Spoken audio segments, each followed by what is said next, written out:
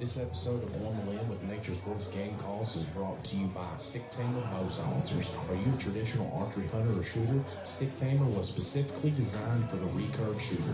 Made of a hybrid foam rubber material, Stick Tamer is designed to deaden string slap and limb vibration. Stick Tamer reduces limb and string noise, water resistant, and lasts shot after shot. Made in the USA from a hybrid foam rubber for durability. To purchase Stick Tamer and for more information, visit 3riversarchery.com and blackwidowbows.com. Stick Tamer bow silencers are available exclusively at 3riversarchery.com and blackwidowbows.com.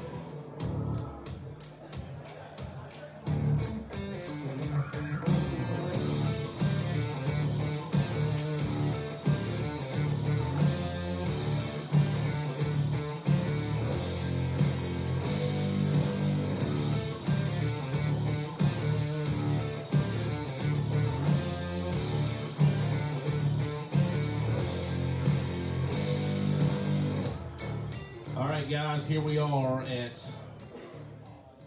Wait a minute, hold on a second. Start with that.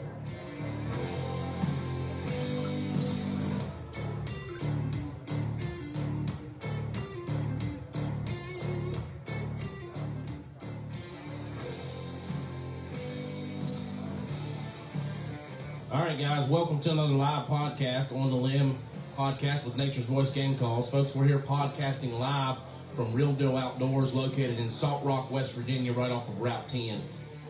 They're having their pre-season hunter hangout today, so Hog Heaven Barbecue's here, slinging some amazing pulled pork, fire roasted taters, baked beans, and some smoked chicken legs. These guys over here that I'm getting ready to interview, they've already had it, and they said it's amazing. So I haven't had to have none yet.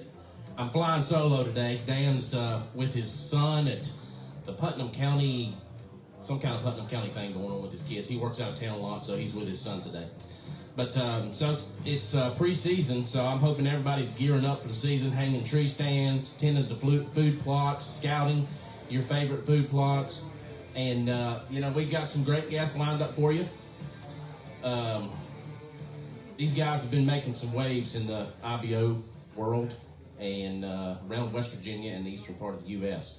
So we're going to be talking with them here in a little bit. So just to let everybody know, episode 115 with Chef Paul, the Chef Paul Smith, 2024 James Beard Award winner for the best chef of Southeast. That episode will be airing tomorrow, and be sure to check that out. Be sure to head over to Spotify, Apple Podcasts, Amazon Music, or wherever you get your podcasts to check out all of our other great episodes. And don't forget OutdoorProShop.com. You can put in podcast 10, ApparitionSense.com, On the Limb with Nature's Voice Game Calls. You can use podcast 15 at checkout and get discounts on all those great products. So our special guest for today is Mike Pauley, and he's from Webster County, West Virginia, and his father, Mike Pauley. And we also have Danny Hobbs with Tacticam showcasing some of their new products. So did I say the wrong county? No, it's Austin Pauley. Just the wrong name. What'd I say? Mike Pauley. Oh, Mike and Mike?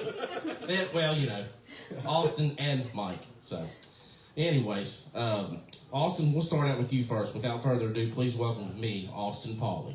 Howdy, y'all. How you doing, buddy? Oh, not too bad. You pretty excited to be on the show? Oh, first time. Pretty cool. First time doing a podcast? Yeah. So you guys have, like I said, you guys have been tearing up the circuit there on the IBO. You all done a bunch of different tournaments here in West Virginia and tri-states as well. Yes, sir. So tell us a little bit about your background, how you got into the outdoors and 3D archery shooting. Outdoors, really, I can just give it to Dad. It's really how I got into it. I've been shooting a bow since I've been about 5 years old. Okay. Just hanging in around, shooting bows. I mean, I think I've been shooting bow for about 11 years now, so. Nice.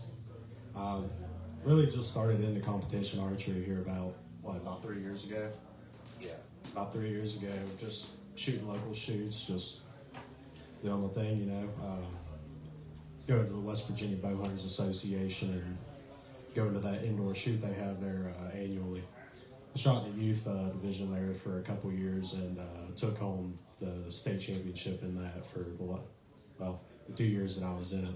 This last year I came in second on it, so in the men's division. So okay, yeah, so So what age groups do they have? Like, when do you start what? Oh, IBO, whenever you get into IBO, I think you can start about any age into the Cub Division. Cub Division's super hard. Then you have that 12-14 division, and I'm shooting in the YMR 15-17 right now. And then whenever you come into that, you go into your VBO, which is like for your beginner bow hunter divisions, and MBO. MBO is more of a quite advanced class. You got a lot of super good shooters in the MBO class. Probably looking to move into it in probably a few years. Still got a couple years in this YMR 15-17 class, being my first year in it. So yeah. So what are some of the things that you win during these? You came in with some nice jewelry there on your belt buckle. Oh yeah, that's one of the best belt buckles that I've seen come out of the IBO for a long time. Well, the belt buckle I have on right now is from our state level competitions. Okay, ASA? No, just state. Local state shoots. Really? Yeah, they have the state Triple Crown here in West Virginia. You have 3 different legs of shoots. I think this year the first leg, where was the first leg at? It was Lumberport, West Virginia. Lumberport Archery Club. Okay. Then second leg was at Huntington Archery Club, and then the third leg was at High Feather Archery in Doddridge County, I believe. Yeah, Doddridge County. Then they add up those total scores through the 3 events to see who comes out on top. So it's best overall scores through those 3 competitions. Okay. So you mainly shooting X's?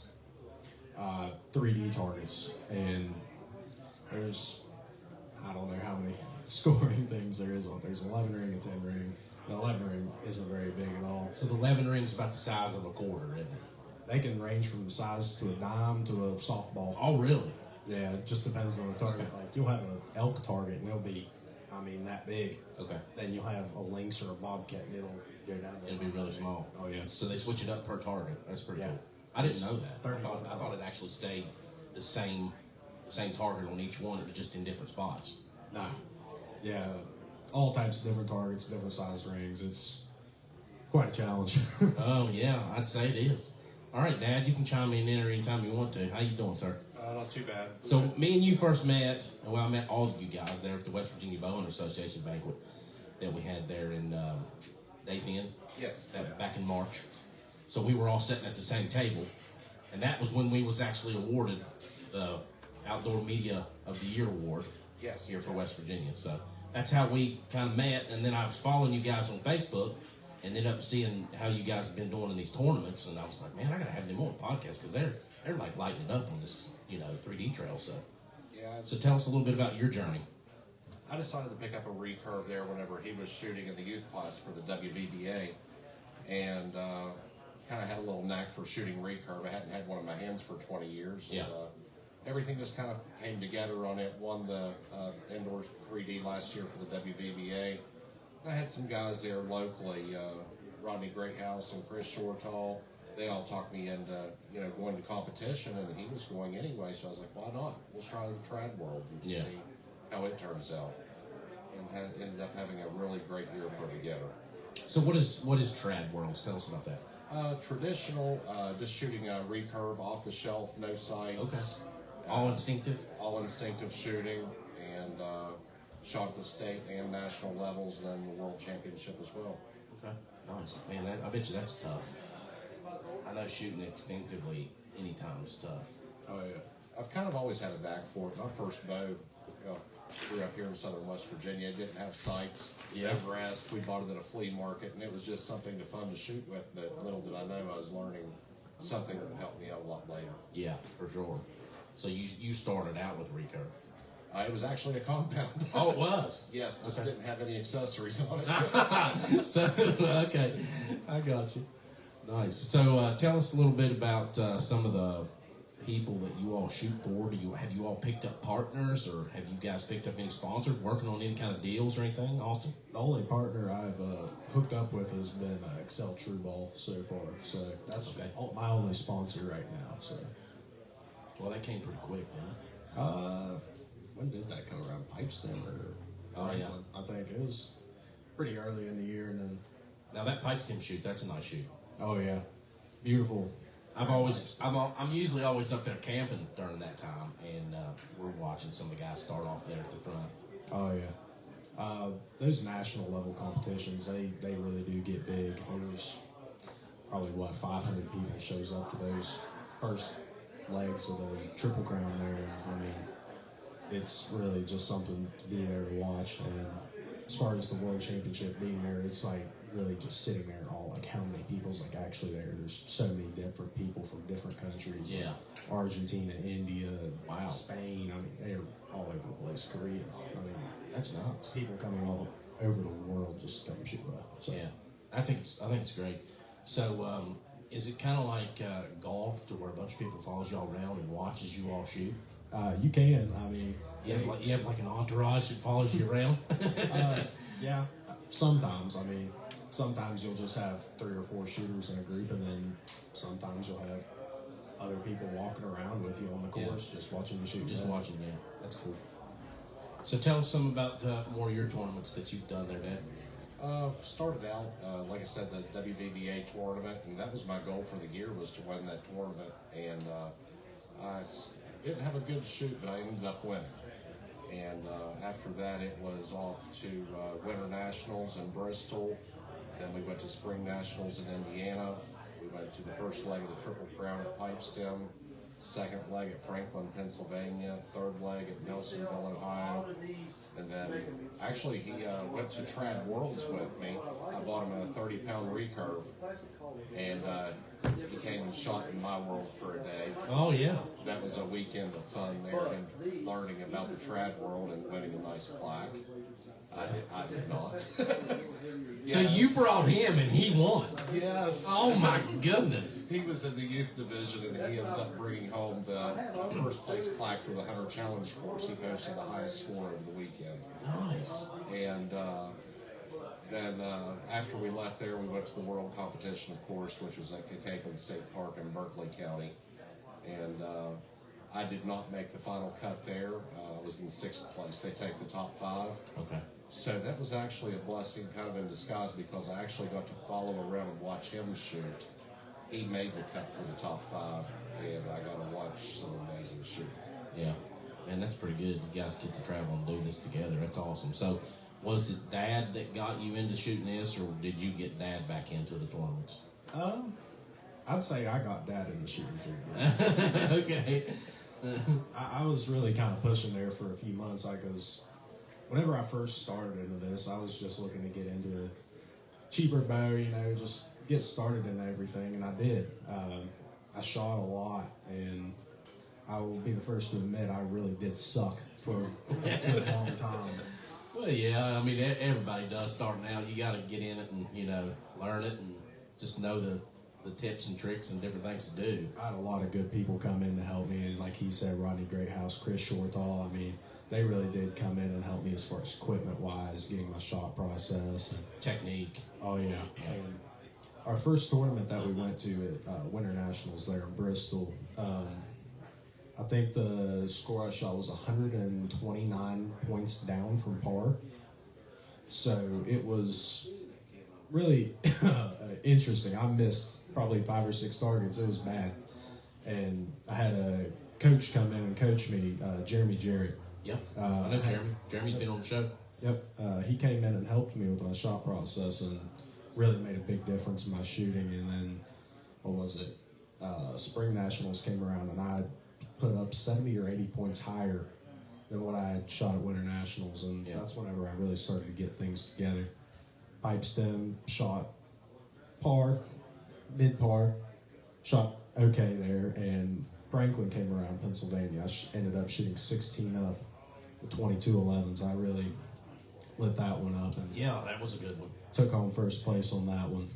Nice. That was really my first competition where I really started to get confidence under my belt and really started shooting well. Nelsonville after that had a solid tournament. Got 3rd in that, and then this last competition at the World Championship managed to bring home 2nd place. Sweet. All right, we're going to take a little break and hear a word from our sponsors, and we'll be back with Austin and Mike.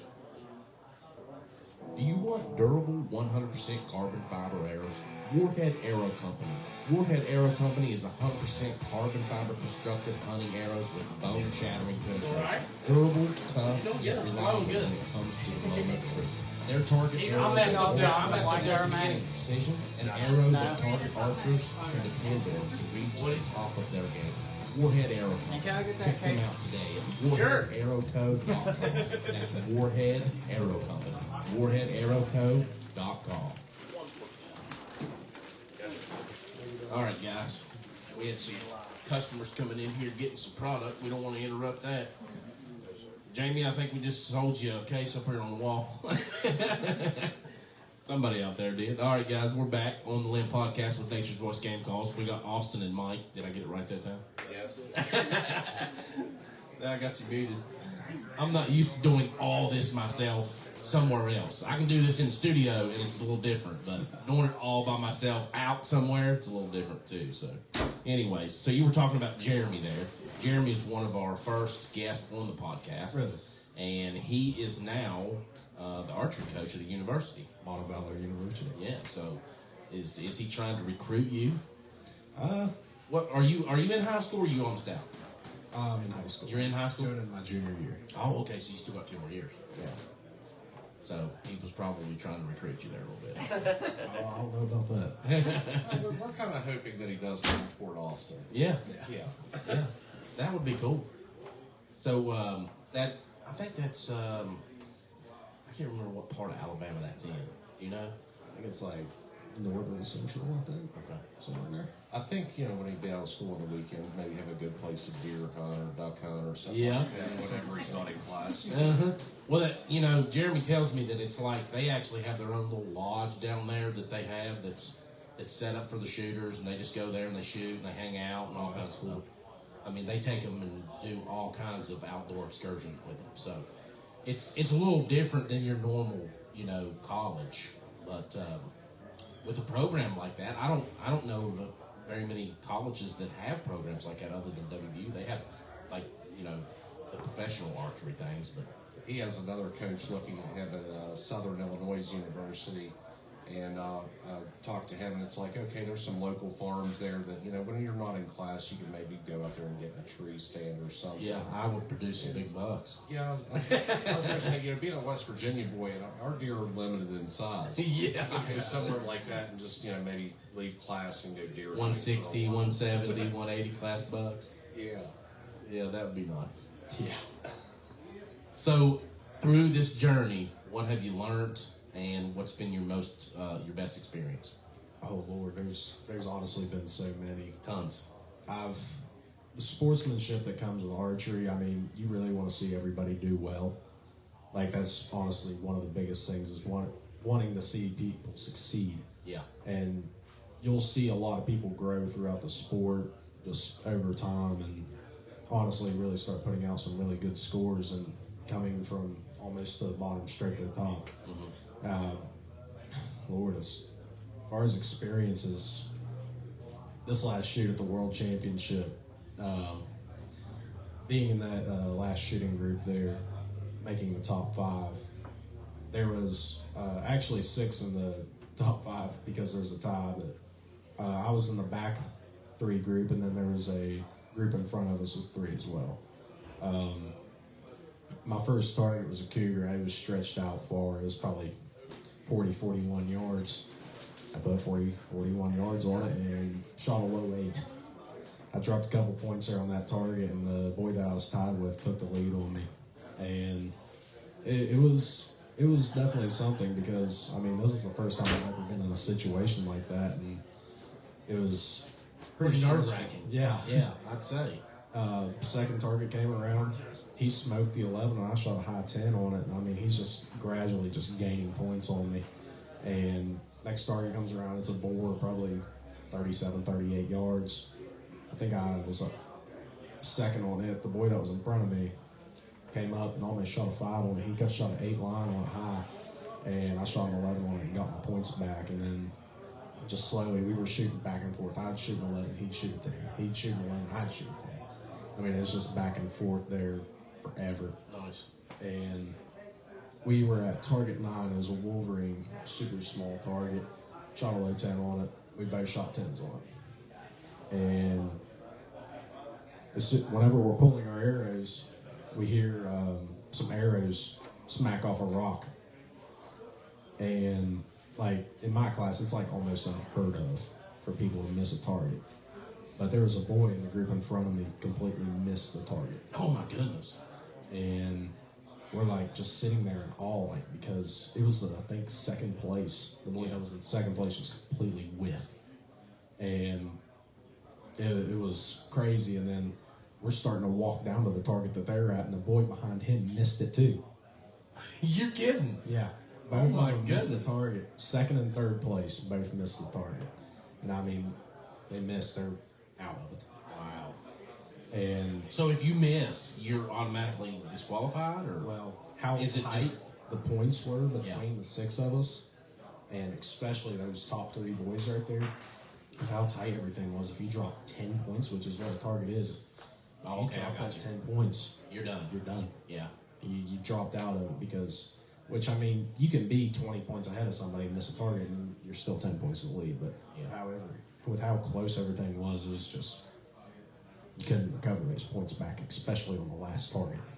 There's no more targets. Yeah, man, that's crazy. So the boy that I'd been shooting against, that was just, we were back and forth. He was up first on this target. I mean, after seeing those 2 boys, I mean, they're both absolutely incredible shots. Both missed. That's like, what am I going to do wrong? There's something here that I'm not seeing. Yeah, you didn't want to miss. So the boy that I'm with steps up, judges the target, draws back, plays a great shot, shoots a 10 on it. And I think that put him like, either put him 1 point up on me, put 1 point up on me. So I had to shoot a 10 or better on this target. It was a coyote. It was a super small coyote, like 40 yards. Oh, wow. And, I mean, if I didn't hit a 10 or better, I got third place. Yeah. So I was competing for the second place spot right there with that shot. I drew back the first time. That was like the most shake I've ever seen in a draw when I drew back. I mean, my arms are just quivering. Yeah. I let down. I mean, it was honestly the most nerve-wracking shot I've had all year, because that's the most I've had on the line. I drew back again. My pin would barely even stay on the target. I just prayed to God that the arrow would just go in the middle, and then I released, and it was dead center on it. Man, nice. So what's your farthest distance shot in a tournament? The furthest I can get's honestly about 43 yards. My max on my peg is 40, but they say approximately, so they can set it out a shade over 40, so about 42, 43 yards. That's going to be the max out of all the targets? Yeah, for my class. Okay. That's not too bad. No. I could probably do 30. I haven't shot 40 in a long time. It's out there. Yeah. So, Dad, what's your best experience along this whole ride? Just seeing your son excel in this, and yes, just seeing him succeed, and actually getting to be there to see that shot that he made on the line. Like I told him, it's a marathon. It's not a short race. Yeah. So over 50 targets, the first 49 of them, there was no pressure on. But that 50th one, there was a lot riding on that, and he cashed it. He made a great shot. Yeah. As far as the trad world, though, going to trad worlds, that was something very different. The sportsmanship there, the people that was there, you almost forget that you're in a competition. I made it to, there was a competition, it's called Last Man Standing. There was, I don't know, I mean, we didn't count the people, there was 100, 150 people entered a field, and there would be an MC call a shot, and you would try to hit that shot, and I went all the way through this. He would say, shoot, just hit the deer on the first shot. Next shot was a little bit harder of a shot. He'd say, keep it in the core. The next shot was shoot a 10 without a line. And the further we went into this, I kept hanging in there. And I was like, wait a minute, there's some people disappearing. And before I know it, there was only 2 guys standing in the field, and I was one of them. Oh, wow. And the last shot came out, he's like, you know, it had closest to center on the 11. And with a trad bow, was back at 25 yards, and he said closest to center of the 11. And as soon as he cleared and said that the range was hot, I let one fly. I wanted in that target first, and if it was a good shot, I wanted this other guy to feel the pressure. Yeah. And he did. And he answered the pressure. He was like 3/16 of an inch closer to the center than I was. So I did not win that, but whenever we walked back, he said, "Dad, you almost won that." And I was like, "No, son, I did." I didn't get the money, but I won. Yeah. Because I didn't see myself in that position. There's so many good shots out there. And I guess I was just having one of my moments. But the sportsmanship, you know, I shoot with one guy. He's a now 13 or 14-time world champion, Randy Irvine. And this guy is... I've heard that name. Yes, he is one of the most humble individuals you'll ever meet. He will help you with anything. Like, I was talking to him one day, and I was like, my arrow is hitting 3 inches to the right no matter what I do. He's like, take a couple twists out of your strings. And I'm like, what? You're going to tell me this? We're competing against each other. He's like, I don't care. He's like, take a couple twists out. I took a couple twists out right down the middle. I'm like, why would he do that? And he is that good of a shot, number one. And number two, he's just that good of an individual. James Cyphers, Randy Irvine, there was just so many people that was, you know, helping me to become better in my first year all the way through, and you just can't say enough thanks for stuff like that. Yeah, that's awesome. Well, guys, I really appreciate you all coming on, and it's been a pleasure having you. I hate that you all had to wait for the setup there at the beginning, but I'm flying solo today, so I appreciate y'all's patience. Thank you for having us. And I hope you guys enjoyed all your gear that you got. Real Deal Outdoors hooked them up with a shirt and a hat. And they've got a Nature's Voice game calls, and we'd like to thank Cabela's. They've got the waters here. You guys can drink those waters. They ain't just for show. This is some real good decoration. Yeah. That's good. Yeah. And then they got some fishing lures, and they got some True Timber products. So Come check them out. Like again, I appreciate you all coming on, making the drive down here. And you all missed a tournament for this. Yes, so sir. I really appreciate it. It's good having you. Yes. And we'll talk soon, hopefully. Hey, great shop. Have Yeah. everybody come down and check this place out. Yeah, definitely. We'd like to Check 'em thank out, y'all. yeah, come check them out down here at Real Deal Outdoors. We'd like to thank Jamie and them. We're getting ready to have another segment here with Danny from Tacticam. But folks, if you haven't came down here to Real Deal Outdoors and checked it out, they've got a great little shop here. They're having their hunters hangout right now. They have Hog Heaven barbecue outside, and they're doing all kinds of barbecue, baked beans, chicken. They've got all kinds of good food. Hope to try some of that out here in a little bit. But you know, they've got 3D archery techs here on staff. They've got a ton of archery accessories, tree stands. They've got bow targets. They've got bow cases. They've got about everything you can think of. They got all your minerals and stuff.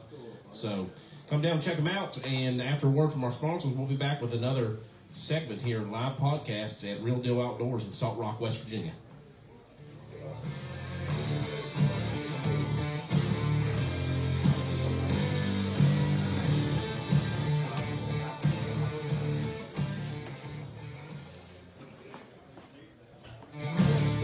100% carbon fiber arrows. Warhead Arrow Company. Yeah, Warhead make sure Arrow you guys Company fill is that out. 100% Dan, carbon put fiber your, constructed hunting arrows name with in there. bone-shattering penetration. Durable, tough. All you gotta do is fill that out and like our page. Moment of truth. Their target arrows are world-class. Put it in the cooler and you can win it. An arrow that target archers can depend on to reach the top of their game. Warhead Arrow Company. Check them out today at Warhead Arrow. Mom, you care to stop that live for me? That's Warhead Arrow Company. Just hit finish. WarheadArrowCo.com. Far right. There you go. Did it stop?